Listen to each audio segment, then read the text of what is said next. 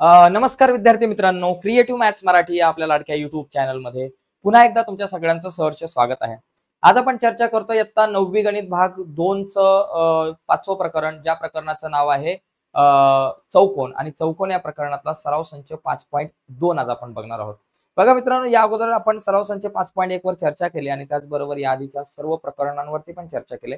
अगोदरच्या व्हिडिओज तुम्ही नसतील बघितल्या तर या व्हिडिओच्या खाली डिस्क्रिप्शन मध्ये मी लिंक दिलेली आहे, त्या लिंकवर क्लिक करून या अगोदरच्या सगळ्या व्हिडिओज तुम्ही बघू शकता. तर जाऊयात 5व्या प्रकरणाकडे, चौकोन सराव संच 5.2. तर हा 5.2 सराव संच समजून घेण्याच्या अगोदर काही महत्वाच्या कसोट्या समांतर भुज चौकोनाच्या बाबतीतल्या समजून घेऊयात.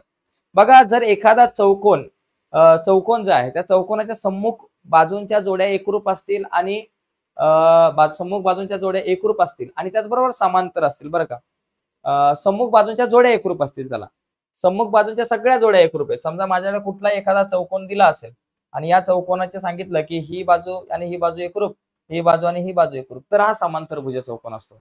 म्हणजे चौकोनाच्या समोरासमोरील बाजूंच्या जोड्या जर एकरूप असतील तर तो ऑटोमॅटिकली समांतर भुज चौकोन होतो.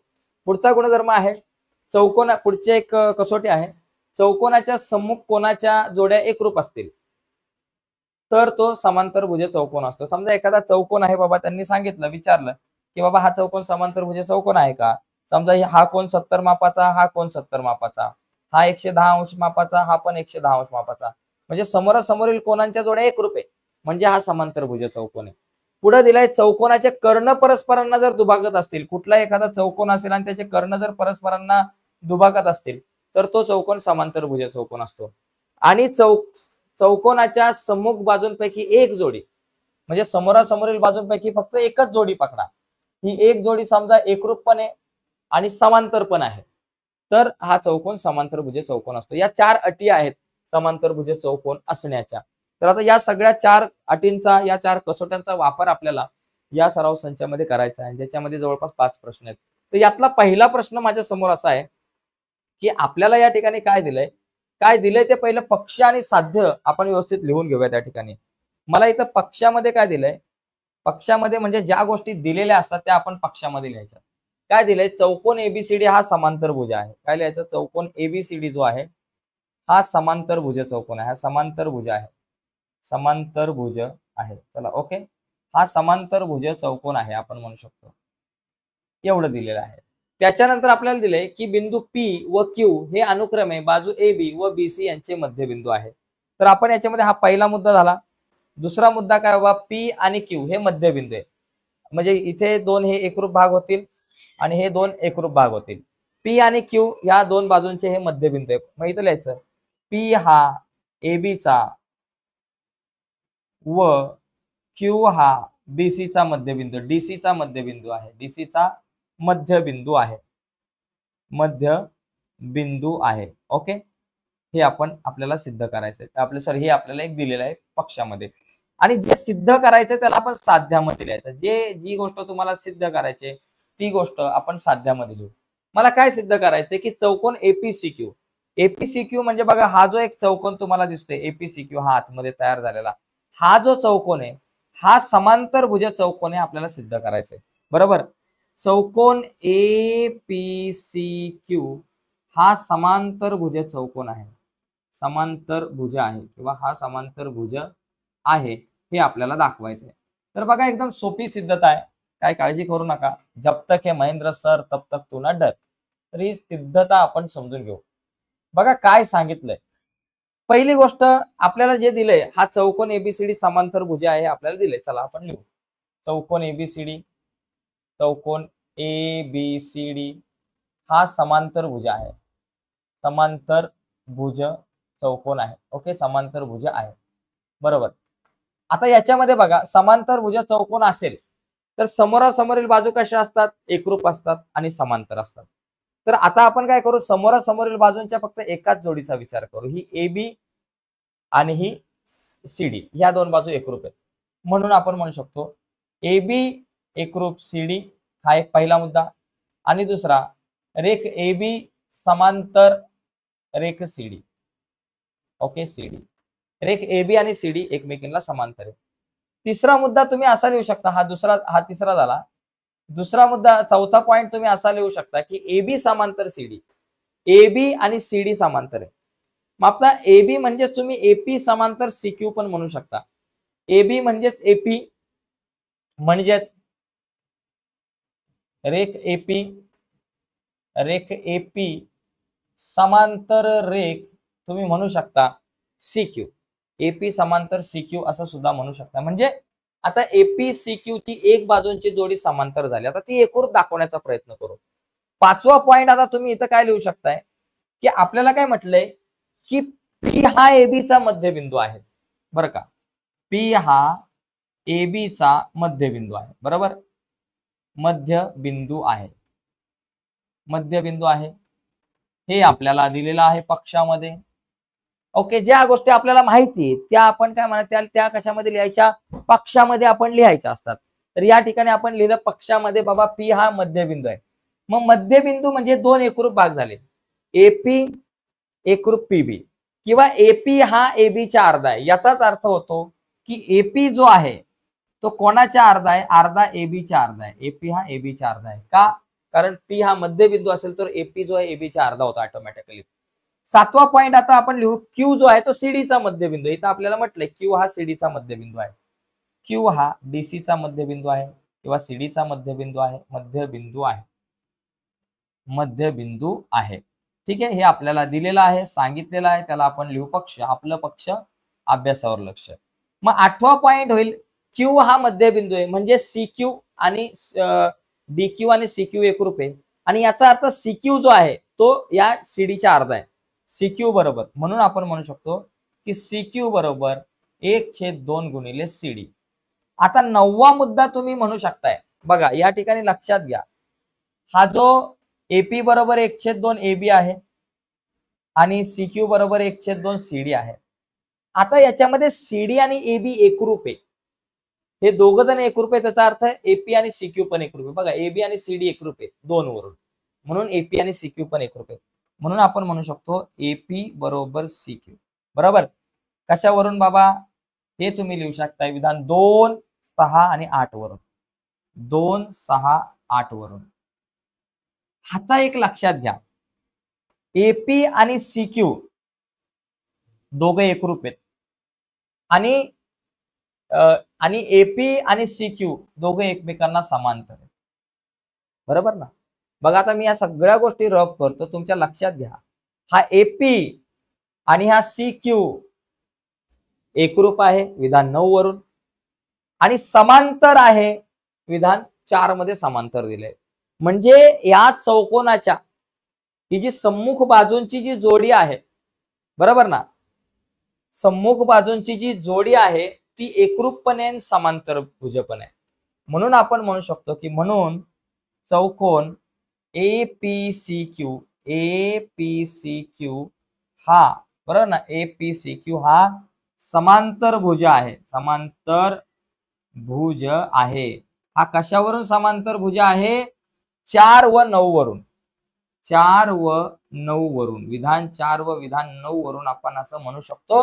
4 मध्ये दिलंय, याची एक बाजू जी आहे, एका बाजूंची जोडी एपी आणि सीडी ही समांतर आहे आणि 9 मध्ये एकरूप आहे. आपल्याला तो गुणधर्म माहिती आहे की चौकोनाची, कुठल्याही चौकोनाची एक बाजू समांतर असेल, एक बाजूंची जोडी समांतर आणि एकरूप असेल तर तो चौकोन समांतर भुज चौकोन असतो, आपण मागाशी बघितलंय. म्हणून विधान 4 व 9 वरून हा समांतर भुज आहे. तर अशा प्रकारे आपण ही सिद्धता लिहू शकतो. आता आपण दुसऱ्या प्रश्नाकडे जाऊयात. तत्पूर्वी याचा स्क्रीनशॉट वगैरे तुम्हाला घ्यायचा असेल तर तुम्ही घेऊ शकताय. चला जाऊयात पुढे. तर बघा पुढचा जो प्रश्न आहे, प्रश्न क्रमांक 2, हा सुद्धा आपल्याला याच्यामध्ये सुद्धा आपल्याला सिद्धता आहे. तर इथे समान आयत हा समांतर भुज चौकोन असतो हे सिद्ध करा. बघा आता कोणताही आयत, एकदम सोपा प्रश्न आहे. पहिला आयत काढा एक मस्त. हा आयत काढला, ए बी सी डी हा आयत काढला. आयताचे सगळे कोण काटकोन असतात, बरोबर बरोबर, आणि या समोरासमोरील बाजू आयताच्या ज्या आहेत त्या एकरूप असतात, बरोबर. आता मग आपण लिहू पक्ष. पहिला पक्ष लिहू. चला पक्ष. पक्षामध्ये काय दिले बाबा, चौकोन एबीसीडी हा आयत आहे. चौकोन एबीसीडी हा आयत आहे, ठीक आहे, आयत आहे, बरोबर. आणि आपल्याला काय साध्य करायचंय? साध्य आपल्याला साध्य करायचे की चौकोन एबीसीडी हा समांतरभुज आहे. चौकोन एबीसीडी हा समांतरभुज आहे. समांतरभुज हा समांतरभुज आहे. ठीक आहे. मग आता सिद्धता लिहू. सिद्धता सिद्धता सिद्धता बघा, सिद्धता लिहिताना काय करायचं? सिद्धता लिहिताना आपण बघा, पहिली गोष्ट हा जो चौकोन आहे तो काय आयत आहे. बरं का, पहिला मुद्दा लिहू बाबा, चौकोन एबीसीडी हा आयत आहे. बरोबर. आणि आयताच्या समोरासमोरील बाजूंची जोडी कशी असते? एकरूप असते. म्हणून आपण म्हणणार की बाजू रेख ए बी एकरूप रेख सीडी असं लिहा. रेख ए बी एकरूप रेख सीडी. बरोबर. त्याच्यानंतर तिसरा मुद्दा, रेख एबी आणि सीडी एकरूप आहे, त्याचबरोबर बीसी आणि एडी पण एकरूप आहे. रेख बीसी एकरूप रेख एडी. काय बाबा? समोरासमोरील बाजू. इथे लिहायचं सम्मुख भुजा. सम्मुख भुजा किंवा समोरासमोरील बाजू. आता आपल्याला एक गुणधर्म माहिती आहे. समांतर भुज चौकोनाच्या म्हणजे एखाद्या चौकोनाच्या समोरील बाजू एकरूप असेल तर तो चौकोन समांतर भुज चौकोन असतो. म्हणजे सम्मुख बाजूंच्या जोड्या एखाद्या चौकोनाच्या जर एकरूप असतील तर तो चौकोन काय असतो बाबा? आपल्याला तो चौकोन जो आहे तो समांतर भुज चौकोन असतो. म्हणून आपण लिहू शकतो की बाबा या चौकोनाच्या सम्मुख बाजूंच्या जोड्या एकरूप आहेत. बरोबर ना? म्हणून आपण लिहू शकतो डायरेक्ट चौथा मुद्दा. म्हणून चौकोन एबीसीडी हा समांतर भुज चौकोन आहे. समांतर भुज चौकोन आहे. चौकोन आहे. या ठिकाणी इथं आपण काय लिहायचं? विधान 2 व 3 वरून. म्हणजे कसं? सम्मुख भुजांची जोडी एकरूप आहे. म्हणजे ज्या चौकोनाच्या, वाटलंच तर इथं कंसात लिहू आपण, चौकोन एबीसीडीच्या सम्मुख भुजांची सम्मुख बाजूंच्या जोड्या एकरूप आहेत. जोड्या एकरूप आहेत. एकरूप आहेत हे कारण आहे आपल्याकडं. सम्मुख बाजूंच्या जोड्या एकरूप आहेत आणि सम्मुख बाजूंच्या जोड्या एकरूप असल्यामुळं हा जो चौकोन आहे तो समांतर भुज असतो. कारण आपण ती कसोटी बघितली, ज्या चौकोनाच्या सम्मुख बाजूंच्या जोड्या एकरूप असतात त्याला आपण समांतर भुज चौकोन म्हणू शकतो. ठीक आहे. तर याचा स्क्रीनशॉट घेऊ शकताय. येस.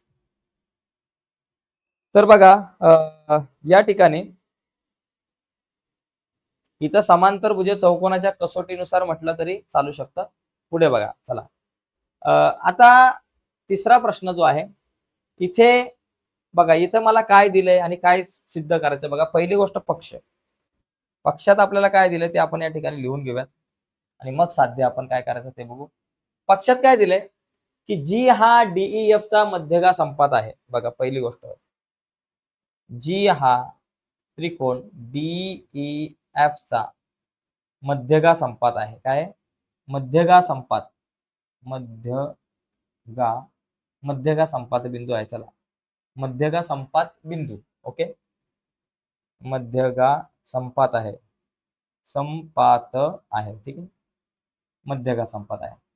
आणि त्याचबरोबर आणखी एक गोष्ट आपल्याला या ठिकाणी दिलेली आहे की डीजी एकरूप जीएच.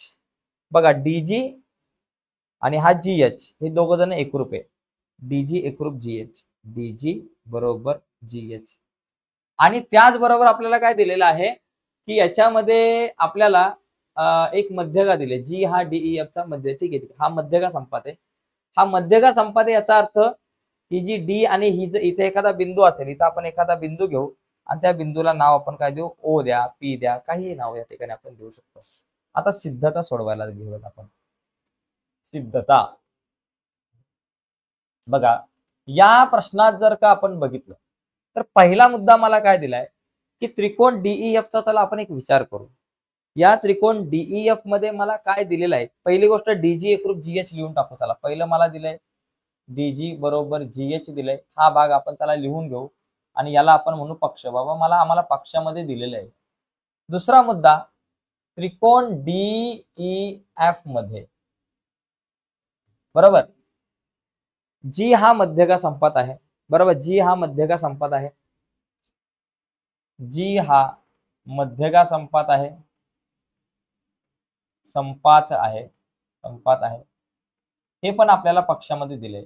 आणि मध्यगा संपात बिंदू काय करतो, मध्यगा संपात बिंदू काय करतो, त्या मध्यगेचे 2/1 या भागात विभाजन करतो. म्हणजे डीजी भागिले जीओ, म्हणून आपण म्हणू शकतो की डीजी भागिले जीओ बरोबर 2/1. डीजी भागिले जीओ बरोबर 2/1. तो काय करतो, 2/1 प्रमाणात विभाजन करतो. म्हणजे त्याला आपण लिहू शकतो तिरकस गुणाकार डीजी गुणिले 1 डीजी आणि 2 गुणिले जीओ असं या ठिकाणी आपण म्हणू शकतो. बरोबर, डीजी बरोबर 2 जीओ या ठिकाणी हे असं असणार आहे. झालं. आता या ठिकाणी आणखी एक गोष्ट लक्षात घ्या, चौथा मुद्दा आपल्याला काय दिले याच्यामध्ये, डीजी एकरूप जीएच. बघा डीजी आणि जीएच एकरूप आहे आपल्याला, हे डीजी आणि जीएच एकरूप दिले. इथे लिहू चला, डीजी बरोबर जीएच आपल्याला दिलेला आहे. बरोबर, 1 वरून वाटलंच तर लिहा किंवा पक्ष लिहा. चला परत डबल आलं हे, काय हरकत नाही. चला आता डीजी म्हणजे काय, डीजी म्हणजे बाबा डीजीच. डीजी म्हणजे काय, 2 जीओ असतं. डीजी म्हणजे 2 जीओ. बरोबर, जीएच म्हणजे काय, जीएच म्हणजे जीओ अधिक ओएच. 5 मिनिटं. त्याच्यानंतर इथं आपल्याकडे जीएच म्हणजे काय, जीओ अधिक ओएच. ओके, तर इथं आपण लिहू जीओ अधिक ओएच. तर आता या ठिकाणी आपल्याकडे काय, 2 जीओ म्हणजे काय, जीओ अधिक जीओ, गो अधिक गो बरोबर गो अधिक ओएच. तर आता याच्यामध्ये काय कट होईल, याच्यामध्ये जीओ जीओ कट झाला. ओके, जीओ जीओ कट झाला आणि आपल्याला काय लिहिला, 5वा मुद्दा काय राहिला, जीओ बरोबर ओएच. म्हणजे जीओ आणि ओएच एकरूप झालं. ओके, एवढं लक्षात घ्या. आता एक 6वा मुद्दा या ठिकाणी आपण लिहू शकतो की ही जी डी आणि ओ जी आहे ही एक मध्यगा आहे. डीओ ही मध्यगा असणार, मध्यगा आहे, मध्यगा आहे. मग मध्यगा काय करते बाबा, ही मध्यगा का आहे, कारण हा जी मध्यगा संपते म्हणजे डीओ मध्यगा झाली आणि मध्यगा झाली म्हणजे ओ हा मध्यबिंदू झाला. म्हणून 7वा मुद्दा लिहा, म्हणून ओ हा EF चा मध्यबिंदू आहे, मध्यबिंदू आहे, बिंदू आहे. बरोबर. आणि मग तुम्ही 8वा मुद्दा लिहाल की ओ जर मध्यबिंदू असेल तर ईओ एकरूप ओएफ, ईओ एकरूप ओएफ, ईओ आणि ओएफ एकरूप झाले.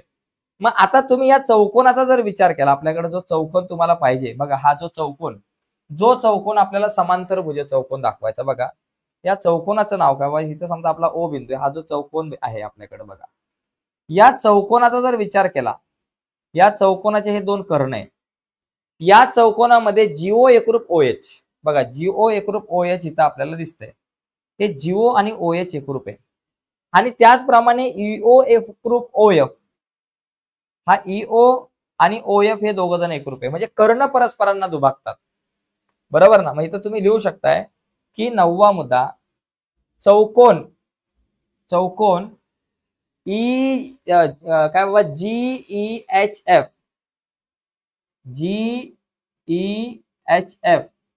चे कर्ण परस्परांना दुभागतात, परस्परांना दुभागतात, दुभागतात. कशावरून दुभागतात बाबा, बघा 5 आणि 8 वरून हे आपल्या लक्षात येते. 5 व 8 वरून, 5 व 8 वरून आपल्या लक्षात येते की हे परस्परांना दुभागतात.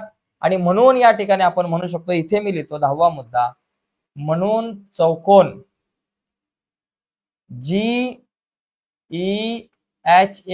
हा काय झाला, हा जो चौकोन आहे GEHF हा कुठला चौकोन झाला, समांतरभुज आहे.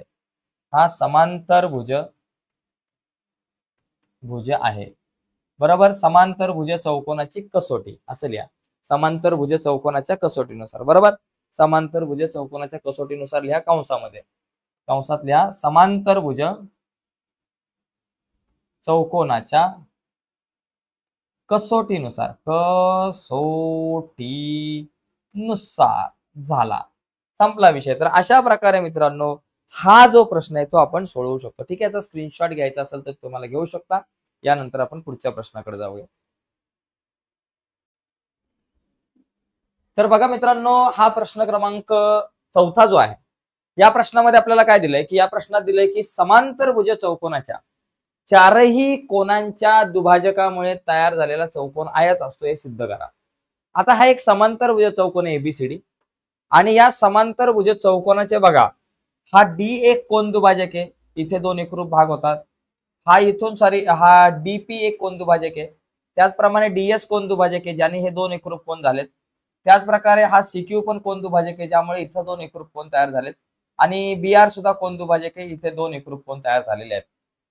म्हणजे एकंदरीत या कोन दुभाजकांनी तयार झालेला जो नवीन चौकोन आहे म्हणजे कुठला पी एस आर क्यू हा चौकोन आयत असतो हे आपल्याला सिद्ध करायचंय. आता हा आयत केव्हा होईल, ज्यावेळेस या चौकोनाचे चारही कोन 90 अंश मापाचे होतील तेव्हा हा आयत होईल. आपण काय करू, पक्ष काय करू, पक्ष लिहू. पहिलं पक्षामध्ये आपण काय लिहू की बाबा चौकोन एबीसीडी, चौकोन ए बी सी डी हा समांतरभुज आहे. काय समांतरभुज आहे, समांतरभुज आहे. आणि त्याचबरोबर तुम्ही लिहू शकता अजूनही तुम्ही काही गोष्टी लिहू शकता. मी थोडक्यात फक्त लिहितो समांतरभुज चौकोन आहे, पण तुम्ही नंतर हे लिहू शकता की बाबा एएस हा कोण ए चा ए चा दुभाजक आहे, डीएस हा किंवा डीपी हा कोण डी चा कोण दुभाजक आहे, सीक्यू हा कोण सी चा कोण दुभाजक आहे आणि बीक्यू हा कोण बी चा दुभाजक आहे वगैरे असं लिहू शकताय. आणि त्याच्यानंतर मला साध्य काय करायचंय, साध्य मला काय करायचंय तर साध्य करायचंय की हा जो चौकोन आहे आतला चौकोन पी क्यू आर एस हा आयत आहे, हा आयत आहे हे मला सिद्ध करायचंय, हा आयत आहे. ओके, तर यासाठी आपण काय करू, हे जे काही कोन दुभाजक वगैरे दिलेले आहेत त्यांचा आपण या ठिकाणी वापर करू. पहिली तर सिद्धता लिहू. सिद्धता बघा, पहिला आपण काय करू, या ठिकाणी आता ह्या चौकोनाला बाजूला ठेवू आणि बघा हा जो कोन डीपी जो आहे तो कोन डी चा कोन दुभाजक आहे बरं का. इथे लिहायचं किरण डीपी, हा किरण डीपी हा पहिला मुद्दा लिहू. किरण डीपी, किरण डीपी हा कोन डी चा, डी चं नाव काय एडीसी चा, एडीसी चा दुभाजक आहे, कोन दुभाजक आहे, कोन दुभाजक आहे. ठीक आहे, हे तुम्ही वाटलंच तर कंसामध्ये पुढे लिहा पक्ष. मग कोन दुभाजक असल्यामुळे काय होतं, तो कोन दुभाजक काय करतो, त्या कोनाचे दोन भाग करतो. म्हणजे या कोनाचे दोन भाग, समजा याला आपण एक्स म्हटलं आणि याला पण आपण एक्स म्हटलं, एक्स आणि एक्स म्हटलं, या कोणाला एक्स आणि या कोणाला आपण एक्स म्हटलं. म्हणजे कोन ए डी बघा कोन ए डी पी आणि ए डी पी म्हणा किंवा एडीएस म्हणा आणि सी डी एस म्हणा, हे जे दोन कोन आहेत बघा, कोन एडीएस, कोन एडीएस बरोबर कोन सी डी एस, हे दोघे जण काय असणार आहे, सारखेच असणार आहे. या दोघांची माप सारखीच असणार आहे. समजा आपण या दोघांची माप एक्स म्हटलं, एडीएस व सी डी एस म्हणा किंवा सी डी पी म्हणा. आणि हे दोघे सुद्धा कोणाचे अर्धे असणार आहे, हे दोघे सुद्धा अर्धे असणार आहेत ए डी सी च्या निम्मे असणार आहे. दोघे सुद्धा काय असणार आहे, बरोबर 1/2 कोन ए डी सी असं या ठिकाणी आपल्याला म्हणता येऊ शकतं. ठीक आहे, आणि कोन एडीसी म्हणजे 2x वगैरे असं आपण या ठिकाणी म्हणू शकतो. आता तिसरा एक पॉइंट या ठिकाणी घ्या. आता हा एक कोन दुभाजक आहे एएस बरं का. एएस हा कोणाचा कोन दुभाजक आहे, बी ए डी चा बरं का. किरण एएस हा कोन कुठल्या कोणाचा, तिथे कोन बीएडी चा कोन दुभाजक आहे, बीएडी चा कोन दुभाजक आहे, कोन दुभाजक आहे हे आपल्याला दिले, कोन दुभाजक आहे. इथं कंसात लिहायचं पक्ष, माझ्याकडे जागा नाही म्हणून मी लिहित नाही. म्हणून चौथा मुद्दा, आपण या कोणाला वाय म्हणू आणि या कोणाला वाय म्हणू, हे दोन्ही कोन वाय वाय या ठिकाणी आपल्याला म्हणता येईल. म्हणून कोन कुठला बाबा, बीएएस आणि डीएएस, कोन बीएएस बरोबर कोन डीएएस बरोबर त्याला वाय म्हणू. आणि हे सुद्धा 1/2 असणारे कोन बीएडी, कोन बीएडीच्या दोघे सुद्धा निम्मे असणारे. ठीक आहे, आता एक लक्षात घ्या, कोन ए अधिक डी बघा, चौकोन एबीसीडी जो आहे बघा, समांतरभुज चौकोन एबीसीडी मध्ये, समांतरभुज चौकोन एबीसीडी मध्ये समांतरभुज चौकोनाचे सम्मुख कोन कसे असतात, एकरूप असतात आणि लगतच्या कोनाच्या मापांची बेरीज 180 अंश असते. आता हा कोन ए आणि डी हे लगतचे कोन आहेत आणि यांची बेरीज 180 अंश असणार आहे. बघा कोण ए अधिक कोण डी बरोबर 180 अंश. बरोबर. ए चं माप काय असणार आहे, वाय अधिक वाय 2y आणि डी चं माप x आणि x 2x. मग इथं आपण लिहू शकतो 2y अधिक 2x बरोबर 180 अंश. आता या दोघांना सुद्धा 2 ने भाग लावा.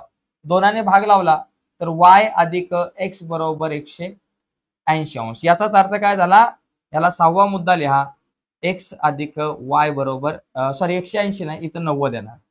सगळ्यांना 2 ने भाग लावला, बे के बे बे के बे आणि 180 ला 2 ने भाग लावला 90 आलं. म्हणजे x अधिक y बरोबर माझ्याकडे किती आलं, 90 आलं. x अधिक y बरोबर 90 अंश झालं. आता एक काम करायचं, आता एका त्रिकोणाचा आपण विचार करू. 7वा मुद्दा, त्रिकोण. कुठला त्रिकोण बघा, हा त्रिकोण घ्या.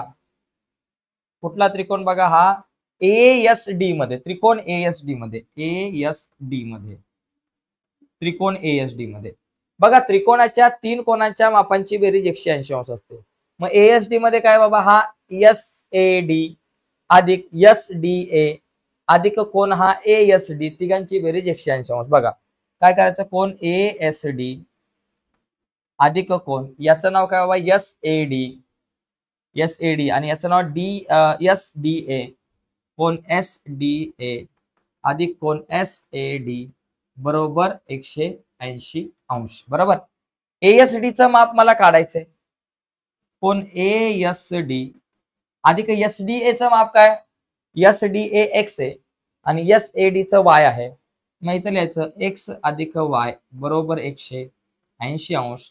आता कोण ASD अधिक x अधिक y ची किंमत किती, 90 आहे. मग x अधिक y च्या जागेवर लिहा 90 अंश बरोबर 180 अंश. इथं कंसामध्ये लिहा विधान 6 वरून. ठीक आहे. आता कोण ASD आपल्या जागेवर 180 अंश आपल्या जागेवर, 90 अधिक आहे बरोबर चिन्हाच्या पलीकडे गेले वजा 90 झाले. मग आपल्याकडे कोण ASD चं माप किती आलं, 180 मधून 90 गेले 90 अंश. मग या ठिकाणी आपल्याकडे 8वा मुद्दा तुम्ही लिहू शकता, कोण ASD चं माप 90 अंश. आता ASD चं माप काढल्यावर माझं उत्तर झालं का नाही. आता या ठिकाणी या सगळ्या प्रोसेस मध्ये हा जो ASD हा कोण आहे, ASD 90 मापाचा. आता PSR जो आहे तो किती मापाचा असणार आहे, हे दोघे जण एकमेकांचे विरुद्ध कोण आहेत. मग ASD 90 असेल तर PSR सुद्धा 90 असणार आहे. मग आपण इथं लिहू की कोण ASD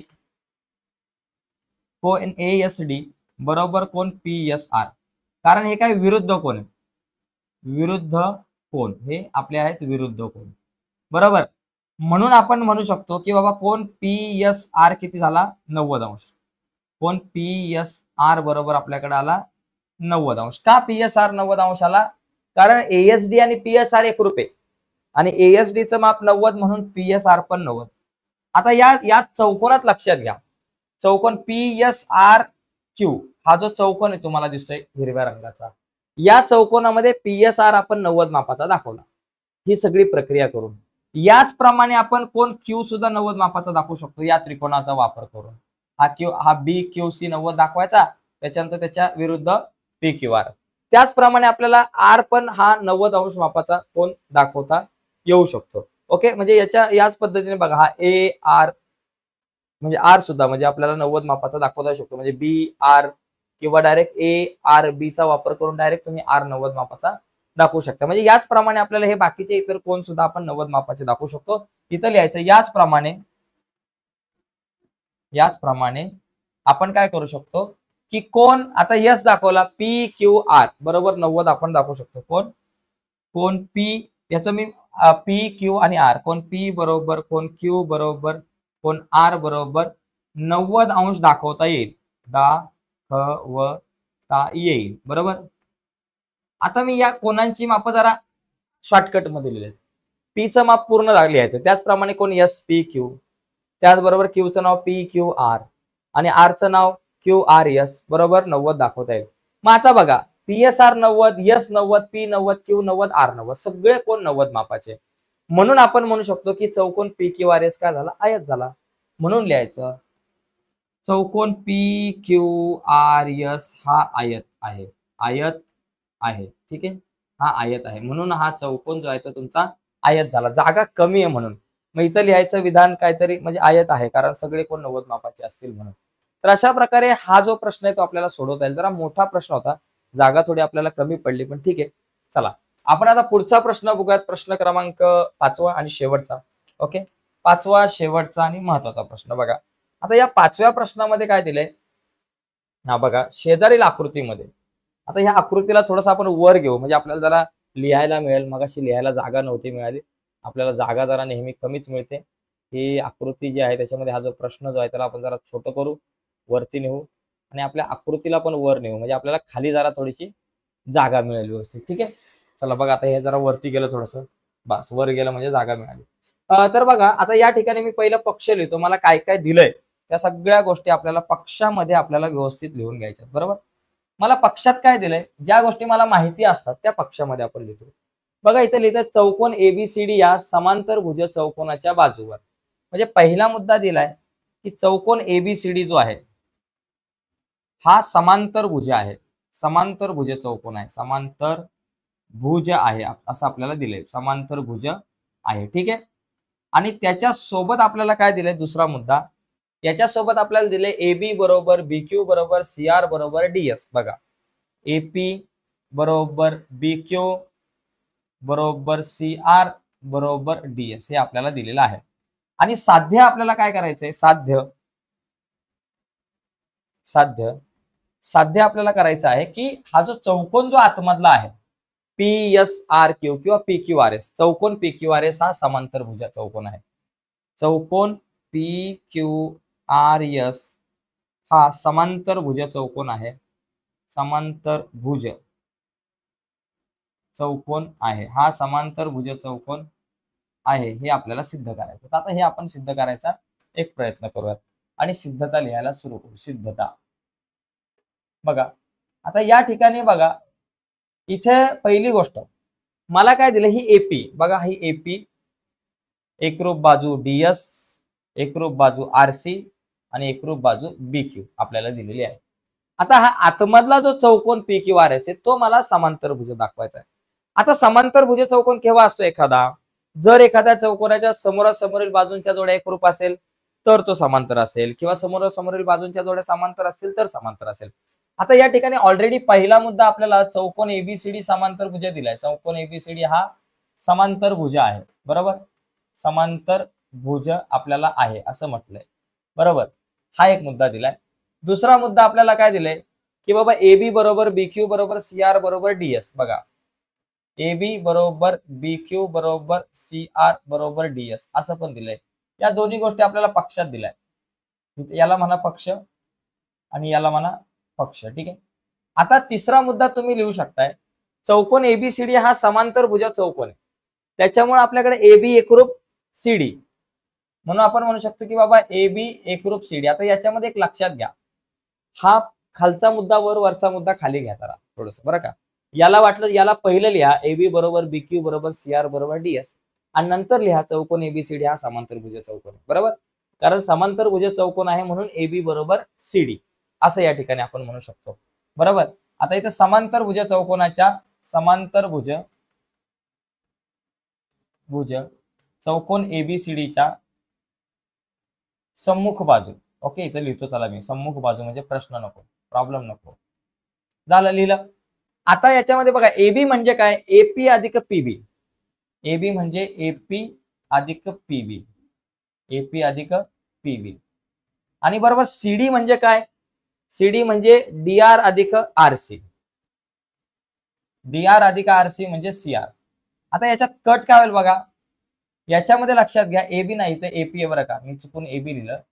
AP बरोबर BQ बरोबर CR बरोबर DS. आता याच्यामध्ये AP एकरूप काय, AP आणि CR दोघ जण एकरूप आहेत. मग AP आणि CR एकरूप आहे तर दोघ जण काय होतील, कट होतील. मग हे दोघ जण कट झाल्यामुळे चौथा मुद्दा माझ्याकडे काय राहिला, PB बरोबर DR. बघा, मी PB बरोबर DR दाखवलं. काय दाखवलं, या बाकी सगळ्या गोष्टी मी कट करतो आणि मी PB जी आहे ना ही बाजू एक, त्याला वेगळ्या रंगामध्ये देतो म्हणजे व्यवस्थित दिसेल. बघा, मी PB ही जी तुम्हाला दिसते हिरव्या रंगाची आणि ही DR जी दिसते तुम्हाला लाल रंगाची, या दोन बाजू मी एकरूप दाखवल्या.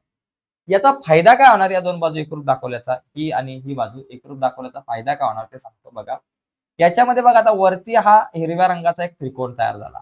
बरोबर ना, ही PB बाजू घेऊन आणि खाली जर बघितलं तर हा एक लाल रंगाचा एक त्रिकोण तुमच्याकडे तयार होतो, ज्या त्रिकोणाचं नाव आहे DSR. आता याच्यामध्ये बघा, याच्यामध्ये चौकोन PQRS चा जर विचार केला तर त्याच्यामध्ये आपण एक PQ आणि SR समोरासमोरील बाजू ह्या एकरूप दाखवू आपण. या एकरूप केव्हा असतील? ज्यावेळेस हा वरचा हिरवा त्रिकोण आणि खालचा लाल त्रिकोण एकरूप असेल. हिरवा त्रिकोण म्हणजे PQB आणि लाल त्रिकोण म्हणजे SDR वगैरे हे दोन त्रिकोण एकरूप असतील तर मला SR आणि PQ एकरूप दाखवता येईल. बरोबर. आता या सगळ्या याच्यामध्ये लक्षात घ्या, याच्यामध्ये हा कोण D बरोबर आणि हा कोण B हे दोन कोण एकरूप असणार आहे. कशामध्ये? चौकोन ADCB मध्ये, कारण तो समांतरभुज चौकोन आहे. समांतरभुज चौकोनाच्या बघा या ठिकाणी आपण वाटलं तर पाचव्या मुद्द्यामध्ये ऍड करू, आपण ते वरतीच ऍड करायला पाहिजे होतं पण ठीक आहे, इथे ऍड करू. कोण B एकरूप कोण D, B आणि D कोण एकरूप आहे. इथं लिहायचं समांतरभुज चौकोन, समांतरभुज चौकोन ABCD चे सम्मुख कोण, सम्मुख कोण. ओके, हे सम्मुख कोण आपण एकरूप दाखवले, कारण कुठल्याही समांतरभुज चौकोनाचे समोरासमोरील कोण एकरूप असतात, म्हणजे D आणि B एकरूप. आता या दोन चौकोनांचा जर तुम्ही विचार केला ना, दोन त्रिकोणांचा पोपटी आणि लाल, तर याच्यामध्ये बघा PB आणि DR एकरूप आहे. कशावरून? PB आणि DR एकरूप 4 वरून, म्हणजे ही बाजू झाली एक बाजूंची जोडी. त्याचबरोबर हा कोण D आणि B एकरूप आहे 5 वरून, आणि त्याचबरोबर ही जी बाजू आहे बघा SD आणि ही बाजू BQ, ही बाजू एकरूप आहे, तुम्हाला इथे दिलेली आहे 2 वरून. तर एका त्रिकोणाचे 3 घटक, 2 बाजू आणि त्यांच्या मधला कोण एकरूप आहे, म्हणजे बाकोबा कसोटीनुसार 2 त्रिकोण एकरूप झाले.